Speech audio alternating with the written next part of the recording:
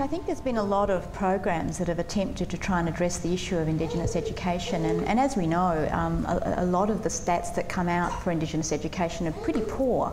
And in fact, someone was talking about some of the stats in the Northern Territory where, you know, the average sort of literacy for, you know, an Indigenous child leaving Year 12 is something like a grade 3 level, which is just appalling. You know, what sort of prospects are you going to have in life, you know, with that sort of level of education? But I think we also need to look at what education is for. And one of the issues about education in Australia is it was for the purposes of assimilation. And do we still have any of those remnants left in the way we teach? For example, there was a school that had a welcome in every language except Noongar. How do you think the Noongar kids felt going to that school? Everyone else was welcome except them. So I think that we need to sort of, rather than just look at, we have to educate Aboriginal kids. How are we educating Aboriginal kids and for what purpose? And if we're not bringing in some cultural styles of learning, or we're not preserving language, for example, we lose Aboriginal languages in Australia, we lose them for the world.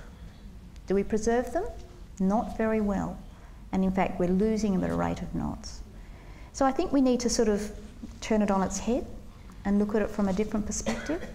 I also think we need to engage a lot more, Aboriginal people from the community into our schools, make it a welcome place for them. And when you do that, there are many examples where a whole school could turn around. I mean, you only need to hear some examples where an Aboriginal principal has gone into a school and changed the whole culture of the school. And I can remember one very amazing fellow talking about going to a school and saying, if you don't think Aboriginal kids can learn, if you have no expectation of Aboriginal kids, then go. Just leave. And I think he lost half the teachers.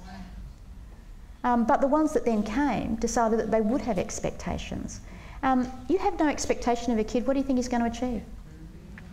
You start saying, like your dad did, and my mum and Nana said exactly the same, you can do whatever you want and we'll help you to get there. When you start empowering kids to believe in themselves and you keep supporting them all the way along, sometimes they do want to learn. I had the same experience of saying I wanted to be a doctor, and my guidance officer said, but you'll just get married and have kids, what's the point? But I do think we need to look at education from a slightly different perspective. But engagement's the key.